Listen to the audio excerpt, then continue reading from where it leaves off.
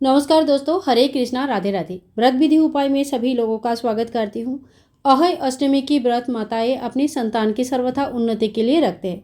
उनके अच्छे स्वास्थ्य, अच्छे भविष्य, पढ़ाई लिखाई और नौकरी चाकरी जैसे भी है, अपने बच्चों का सर्वथा उन्नति के लिए इस व्रत को रखा जाता है।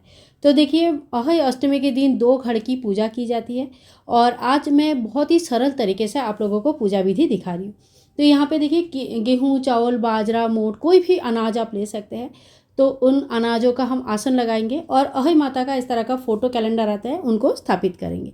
साथ में ही देखिए, आज 2 घड़ की पूजा किया जाता है। तो अगर आपके पास नया 2 घड़ है इस तरह का मिट्टी का बना हुआ, तो इन्हीं की स्थापना होती है। और अगर नहीं है तो आपके पास जो भी 2 घड़ा है, चाहे वो पीतल का हो या करवा चौथ का कड़वा है, आप उनसे भी पूजन कर सकते हैं। एक घड़ जो है गेहूं से या चावल से, यानी कि कोई अनाज से भरा जाता है, जबकि दूसरा घड़ पानी से भरा जाता है। कहीं कहीं पर दोनों घड़ पानी से भी भरा जाता है। तो शुद्ध जल से हम एक घड़ा पूरा भर लेंगे। जल भरने के बाद दोनों घड़े के कंठ में हम मौली बांध लेंगे। घड़े को कभी खाली नहीं छोड़ा जाता है।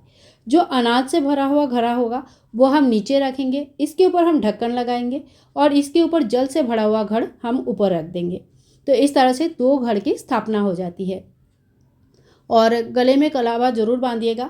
इसके बाद हम घड़ को टीका करेंगे। तो हल्दी और कुमकुम दोनों चीज़ों का टीका किया जाता है। इस पूजा में हल्दी का विशेष महत्व है, तो आप हल्दी का टीका जरूर कीजिएगा। टीका आप 5 या 8 की संख्या में लगा सकते हैं, या तो फिर आप चाहे तो स्वास्तिक भी बना सकते हैं।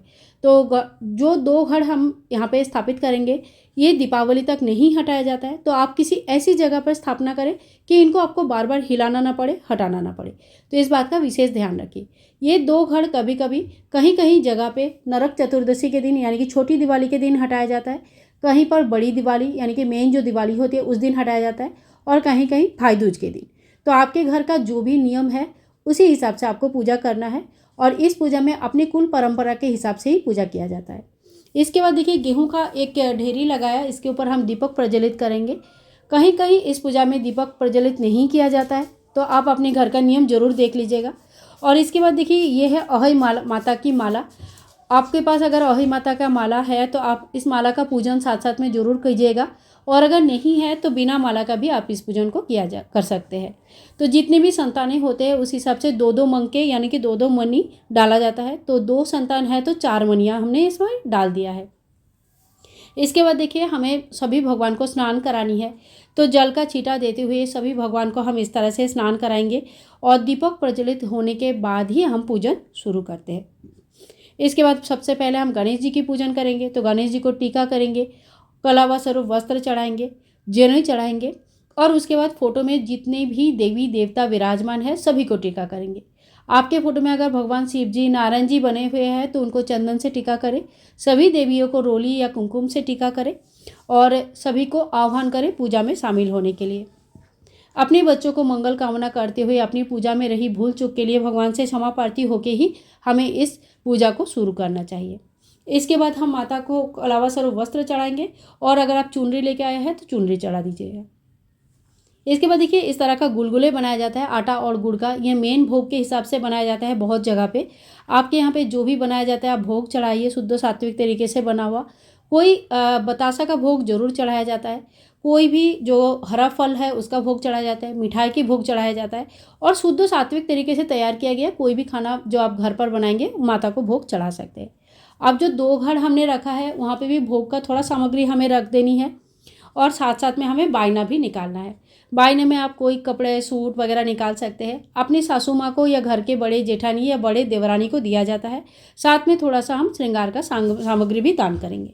अब एक लोटा में जल तैयार कर लेंगे, उसमें फूल डालेंगे, थोड़ा सा हल्दी कुमकुम डालेंगे। हाथ में थोड़ी सी गेहूं की दाना लेके हम कथा सुन लेंगे। कथा इस तरह का बुक आता है, आप यहाँ से भी पढ़ सकते हैं, या तो फिर आपके जो फोटो है अहय माता के, इसमें भी नीचे कथा, व्रत कथा दिया रहता है छोटा सा एक, तो वो भी आप पढ़ सकते हैं। कथा होने के बाद जो गेहूं की दाना है ये माता को थोड़ा सा अर्पण कर देंगे, और सभी देवी देवता को थोड़ा थोड़ा गेहूं चढ़ा देंगे। बाकी के जो गेहूं है ये आप अपने पल्लू में बांध के रख सकते हैं, या छोटा सा कोई कटोरा ले लीजिए और इसमें रख दीजिएगा, क्योंकि शाम के समय जब हम तारों को अर्घ्य देते हैं तो इसी गेहूं से अर्घ्य देंगे। अर्घ्य देने के टाइम पे ये गेहूं भी चढ़ाया जाता है, तो इसलिए इस गेहूं को थोड़ा सा अलग करके हम रख लेंगे। कथा सुना हुआ ये गेहूं होती है। इसके बाद हम गणेश जी की आरती कर लेंगे, माता रानी को आरती दिखाएंगे। और अगर आरती नहीं आती है तो 5 या 7 बार आप इस तरह से ओमकार का शेप लेते हुए आप आरती दिखाइए और फिर हाथ में थोड़ी सी जल लेकर आरती को 3 बार आचमनी कर देंगे। इससे आरती शांत हो जाता है। इसके बाद देखिए हाथ जोड़ करके हम क्षमा प्रार्थी जरूर होंगे कि बच्चों का आप सदा ही मंगल कीजिएगा। जो भी पूजा में भूल चूक हो गया इसके लिए आप हमें क्षमा प्रार्थी हैं, क्षमा कर दीजिएगा। इसके बाद देखिए हम थोड़ा सा दक्षिणा चढ़ा देंगे। दक्षिणा पूजा में रही कमियों को पूरा करता है, तो थोड़ा सा दक्षिणा हमें जरूर चढ़ानी चाहिए। और अगले दिन आप इस दक्षिणा को किसी और को भी दे सकते हैं या बायने के साथ आप जिनको भी बायना देंगे उनको दे सकते हैं। इसके बाद साड़ी के पल्लू में थोड़ी सी जल लेके आप जो बायना निकाला है इसको मिनस लेंगे। इस तरह से जल का 3 बार घुमा लेंगे और उसके बाद ये बायना दान किया जाता है। तो आपको अगले दिन सुबह आप ये सारे सामग्री उठा सकते हैं। और जो भोग प्रसाद है ये तो बच्चों में 10-15 मिनट में ही बांट सकते हैं, लेकिन जो 2 घड़ है ये पूरा रखा रहता है और बाद में जो 1 घड़ के जल है इसी से बच्चों को नहलाया जाता है। तो इसी तरह से अहय अष्टमी की बहुत ही सरल विधि से आप घर पर पूजन कर सकते हैं। अगर आप व्रत नहीं भी रखते हैं तभी भी आप पूजन कर सकते हैं। तारों को अर्घ्य कैसे देना है और व्रत की संपूर्ण डिटेल, संपूर्ण पूजा विधि भी चैनल पर है, आप उन वीडियोज़ को जरूर देख लीजिएगा।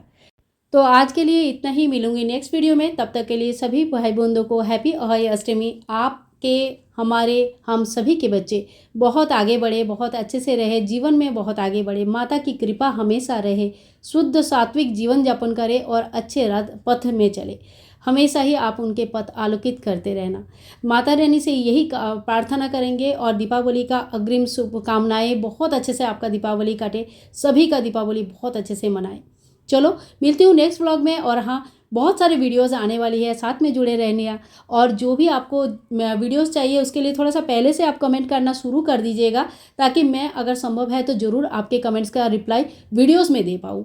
मिलूंगी नेक्स्ट वीडियो में, तब तक के लिए हरे कृष्णा, राधे राधे, हैप्पी अहय अष्टमी।